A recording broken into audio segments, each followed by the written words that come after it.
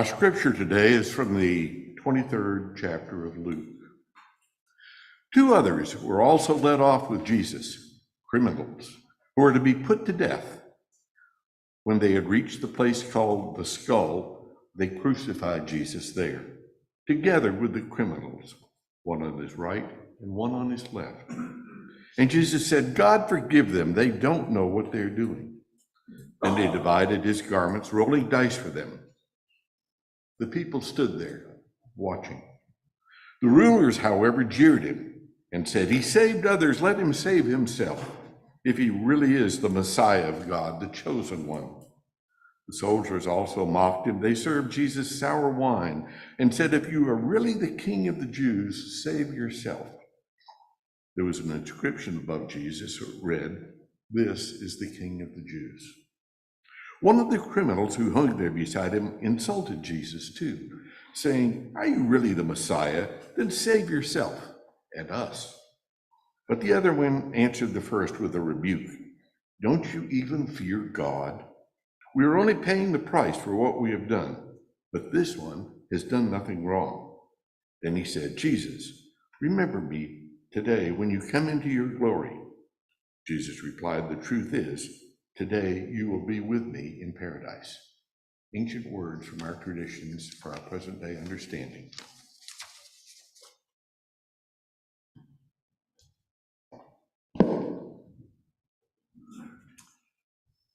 Thank you all for being here. I'm always grateful.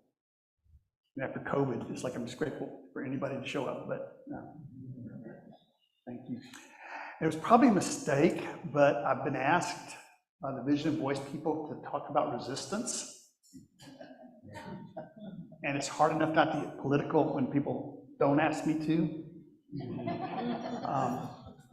Particularly these days. As a kid, I always thought about the Holocaust. I thought about in Germany, would I have had the courage to speak up when all of that was happening? Then as a minister today,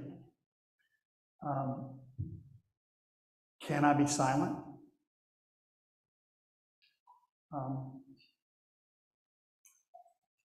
We are approaching some very dangerous times. We're in some very dangerous times. And the question how we can go through that, both with courage and love, I think is something we have to think about a lot. How can we protect the people who are in harm's way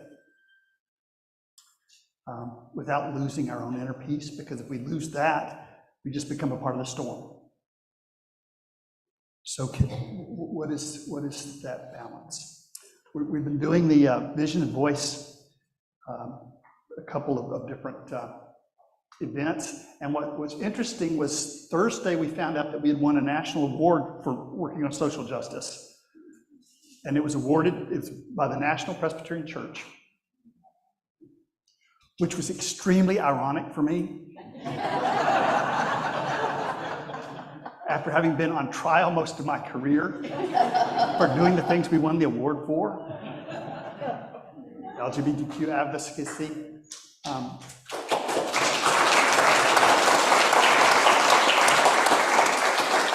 And they went on and on bragging on you, on this community for reproductive justice. We're the first reproductive justice church in Texas.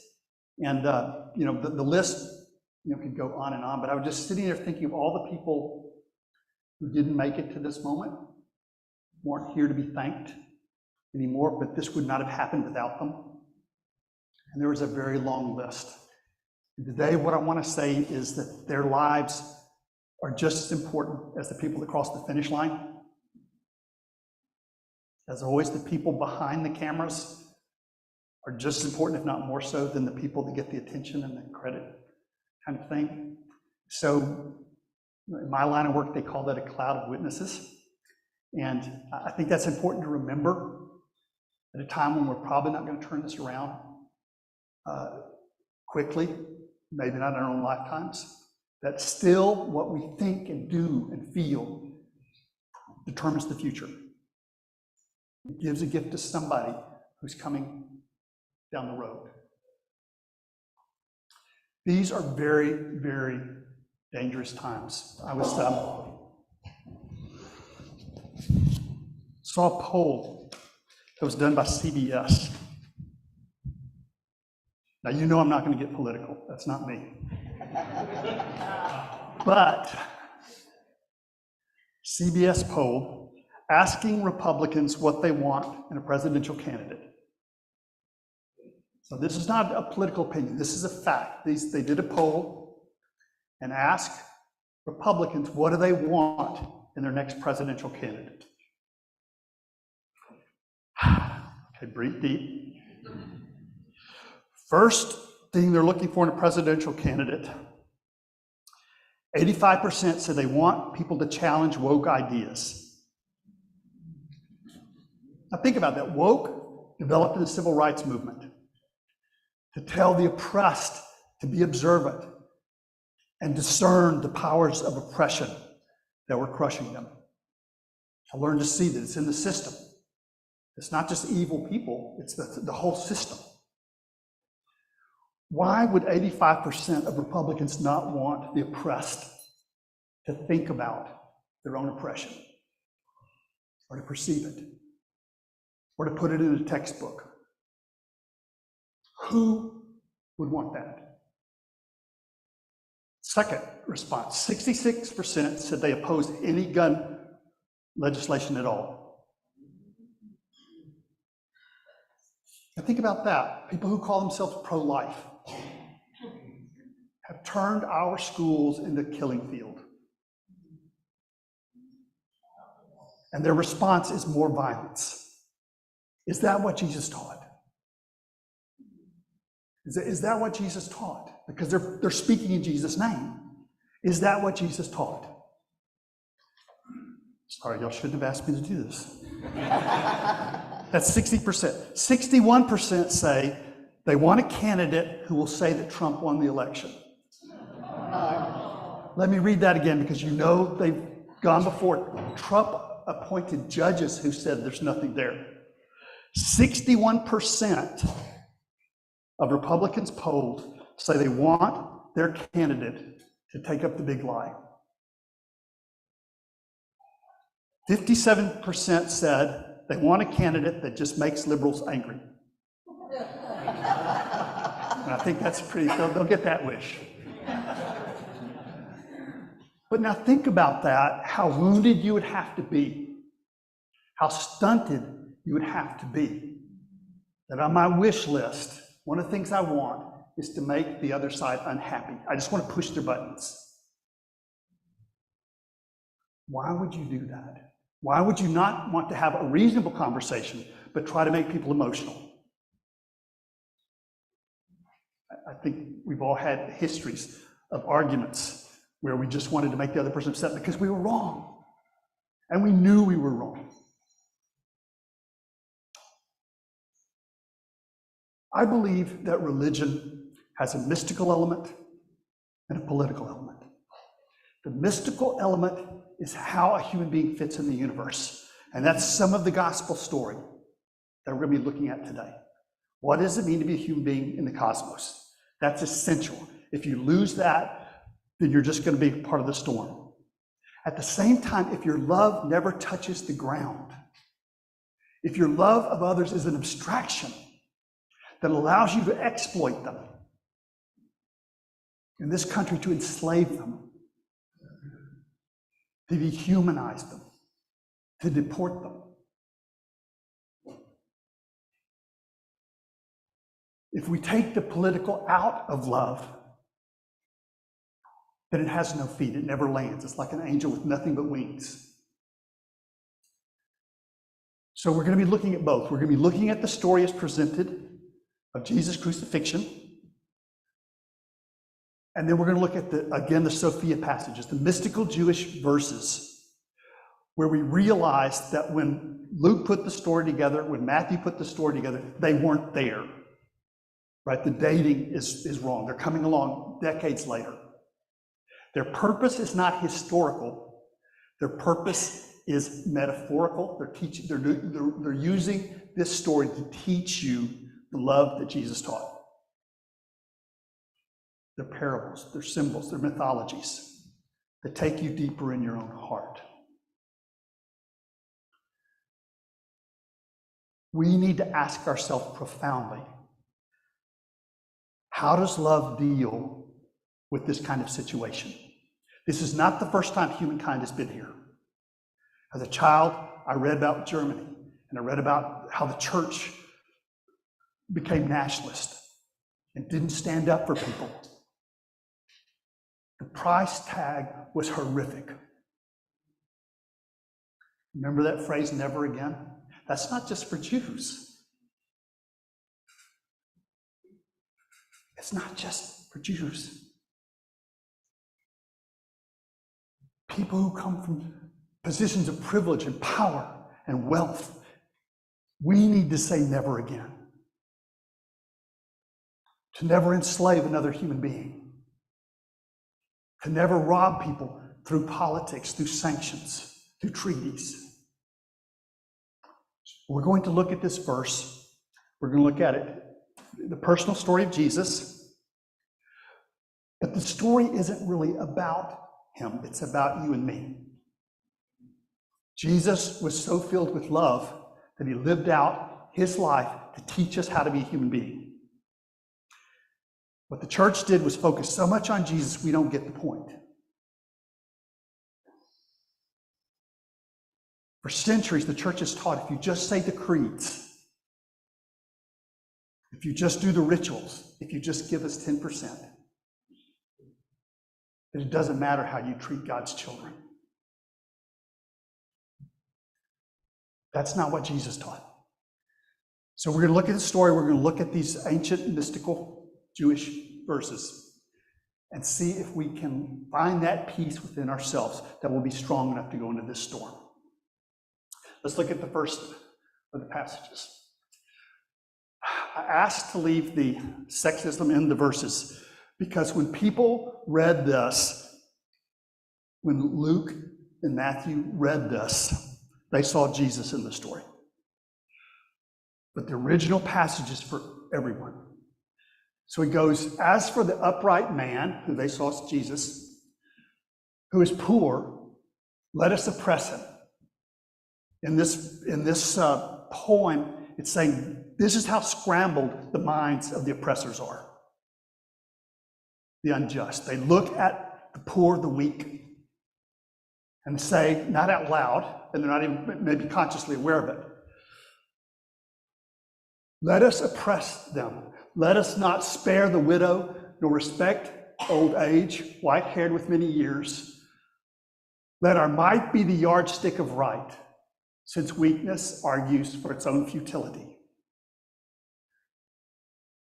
I think in God we trust is the least appropriate motto we could put on our coinage. I like e pluribus unum, but since we don't believe in diversity and equality and inclusion as a nation, I'd say let's put our real motto, which is might makes right. That's what we believe. And you have politicians do their whole career, what we need is more soldiers. We need to spend money on police and soldiers and fill the streets with guns. When Jesus looked out at the crowd that was there, again, this is a parable. Matthew wasn't there. Luke wasn't there. Luke starts off saying, as many have reported this from the beginning, and we've learned from the ones that were really there. Look at the first verses of Luke, and you realize he wasn't there. He didn't claim to be there. But Jesus looked out.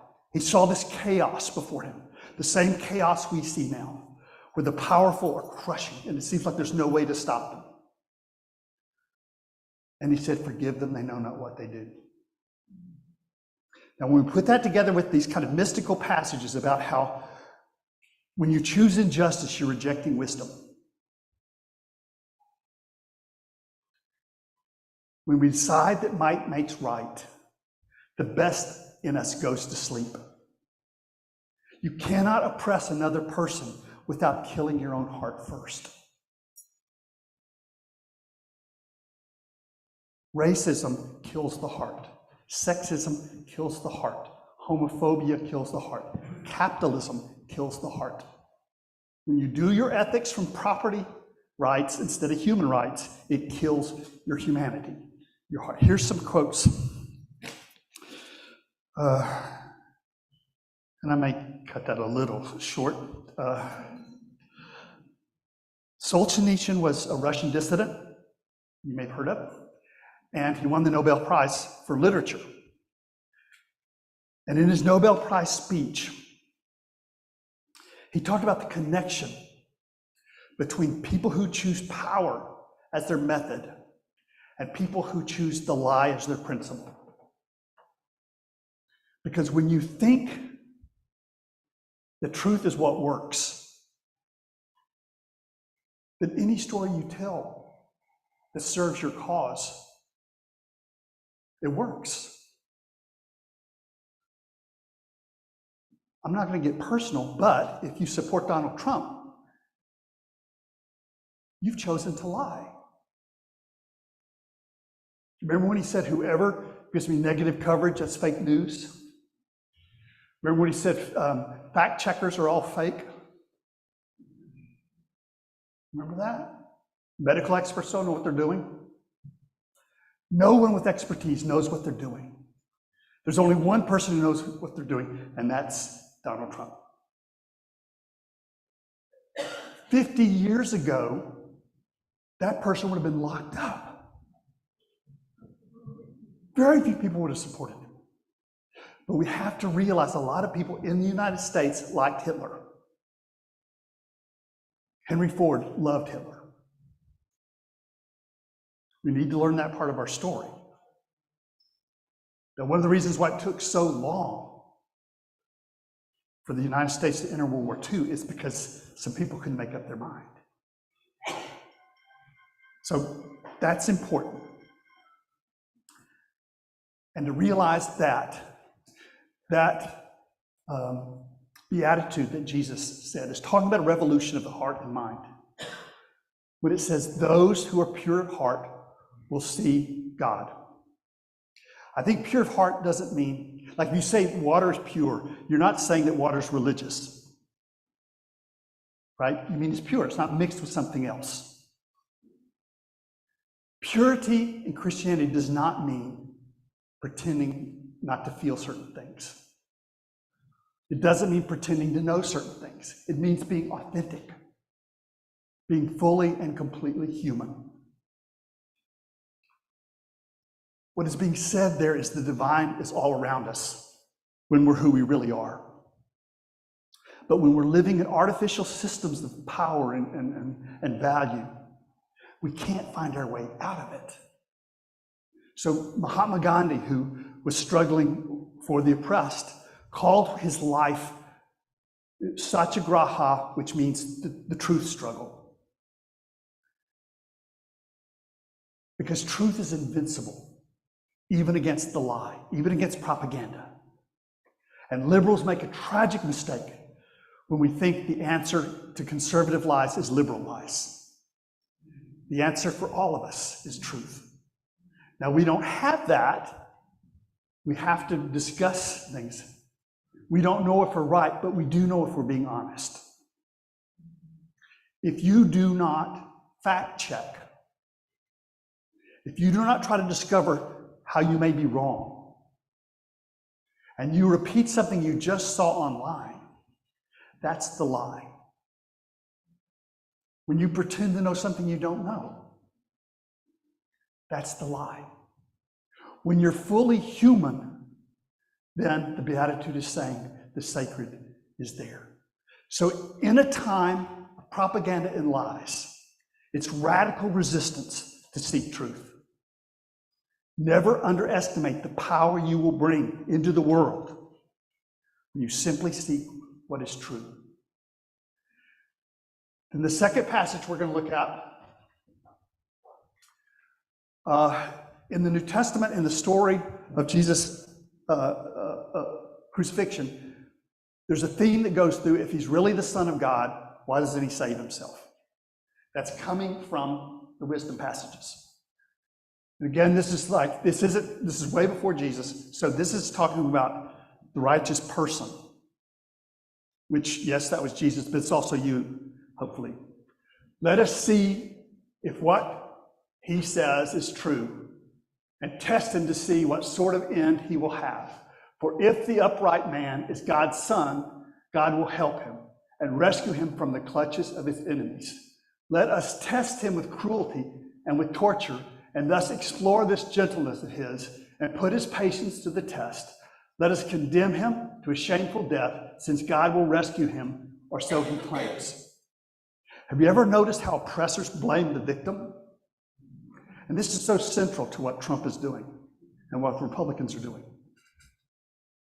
You can have school shootings for years with white straight man, white straight man, white straight man. You get one Mexican national, and the statistics end there. To blame people of color for what's wrong with America after 3 centuries of abomination, that's the lie. That is the lie. And even if you can't say it out loud, to know that in your heart, that when somebody blames the oppressed for their oppression, they're doing what Scripture's talking about. Here's another quote. This is Scott Peck, who wrote a book called People of the Lie. Since narcissists deep down feel themselves to be faultless, it is inevitable that when they are in conflict with the world, they will invariably perceive the conflict as the world's fault. And Solzhenitsyn said of censorship, this thing of purging the voice of people of color, of women, of people of other faiths, purging it from the textbooks so our children don't ever hear that.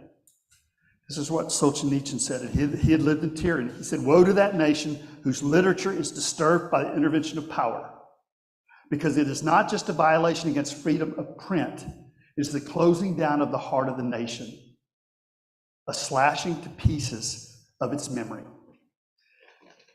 Now here's the inconvenient truth. The United States of America has always been a fascist nation to people of color. Can you take that in? The United States of America has always been fascistic to people of color and to women. To be this far along the way without an equal rights amendment. To be this far along the way and some of the dumbest people on the face of the planet deciding that you do not belong to yourself. See, that's the lie. And we need not to let it disempower us. We need to have us call to deeper dedication to each other, to solidarity, to stand up for one another. But here's the thing that liberals need to know. Let's say that a third of the nation is fascistic. At least that's what the polls look like. Now let's say a third still believe in democracy, still believe in telling the truth. And there's a third that are so disempowered, we don't know them. The working poor, the undocumented, people that we've not listened to. We will not survive as a nation if our best efforts are made at meeting the fascists halfway. That's not going to work. What we have to do is listen to the people that we've marginalized too.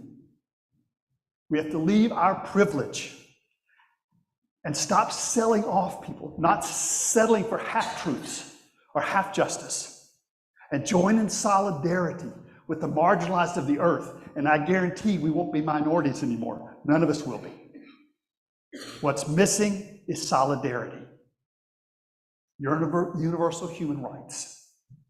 It's not partisan. Everything else but that is partisan.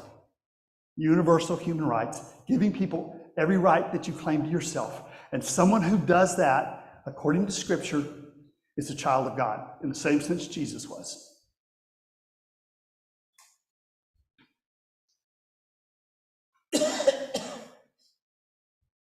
Blessed are those who work for peace, for they are the children of God. So in this time of great hatred and bitterness and fear, to choose love, The love that grows into justice is an act of radical resistance. Never underestimate when you choose to love and not hate, what a difference that makes. And then the third thing, there's always three things. I don't know if you've noticed that about the universe, but it's always three.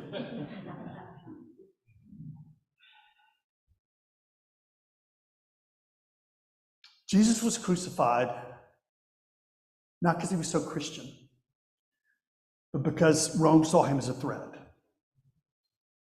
Never forget that the institutional church did not exist while Jesus was alive. Jesus never signed off on the Apostles' Creed, church hierarchy, moralism, any of that stuff. He was talking about universal humankind.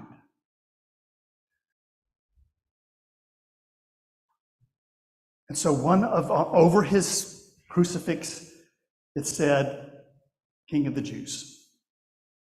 First of all, he wasn't King of Jews. The Jews get to decide that, right? Christians don't get to decide who's King of the Jews. So that's our text. But Jesus never said that, right? That was Rome's fear and terror, that this gentle person was going to unravel everything that they stood for. And he kind of did, but it took a long time. So all of the officials were saying, if this is really the child of God, then save yourself. If you're the child of God, save yourself. Coming straight out of the Sophia passages.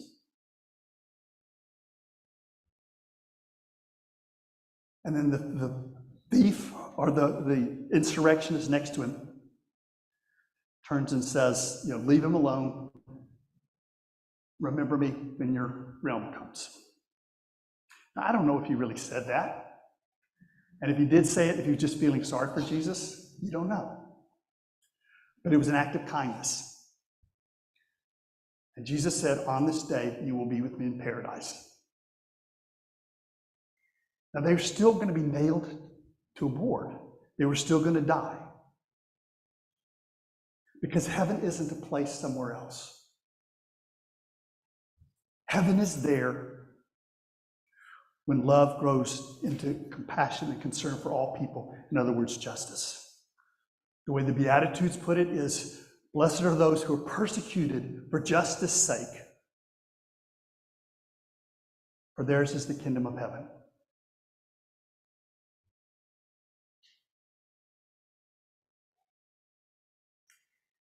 It's so important to realize that we're not being called to a fight. That's not what activism is, not spiritual activism. Gandhi used to say, the purpose of the struggle is not to eliminate an enemy, but to illumine a principle. We protest because we want people to see the violence that's in the system. Because they don't know they're doing it. The violence is institutional, so they don't have to take responsibility for it. So people like Gandhi, Martin Luther King, Dorothy Day, Cesar Chavez, so many, they put themselves in a situation which illustrates the violence, where it has to come out and be expressed.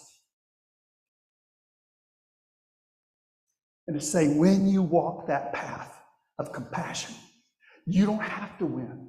This isn't about winning or losing. Again, when we won that award, there were people in the room who have been dead for a long time.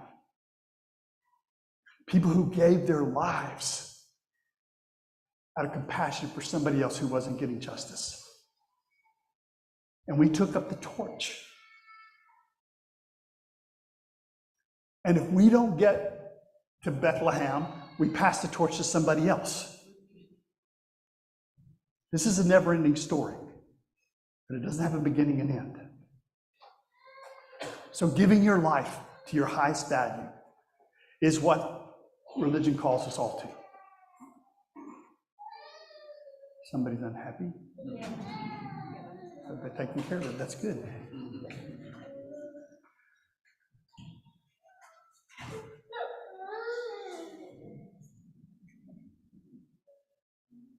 What's that? Yeah, it's not mine. That's always the terror. But it is ours, right? It doesn't matter specifics. So to realize you do not have to wait until you die to get to heaven. Heaven is a condition of the heart. That is so, so important. She's right there. We might want to bring the kids in at the end of the sermon.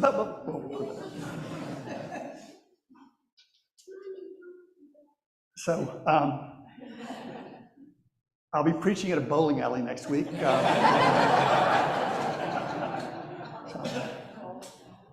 So in summary, in conclusion, it was a strange sensation to win that award, recognized by the national church for something we've gotten in trouble for. Yeah. But it also says that all those people who gave their lives along the way did not waste their lives. And you will not waste your life by living out of your highest value. So in an age of lies, Jesus says, blessed are you if you tell the truth to the best of your knowledge, if you're honest. At a time of cruelty and viciousness, blessed are you if you choose compassion. And finally, in a time of despair of so many people, if you will realize that you're not being called to a fight, you're being called to a dance, to a parade that started eons ago. And you'll be shoulder to shoulder with some of the most loving, compassionate people of all time. I want to close our thinking today with a little passage from Anne Frank. If you've been feeling despair lately, kind of compare your life to Anne Frank's, just for a moment. You're Jewish in an anti-Semitic country. You're hiding in an attic. And you have very little chance of surviving. This is what she wrote. In spite of everything, I still believe that people are really good at heart. I simply cannot build up my hopes on a foundation consisting of confusion, misery, and death. I see the world gradually being turned into a wilderness. I hear the ever-approaching thunder, which will destroy us too. I feel the sufferings of millions, and yet, if I look up into the heavens, I think it will come out all right, that this cruelty too will end, and that peace and tranquility will return again. Well, that's the best I can do with this passage. We offer you a moment now to think how you address these words.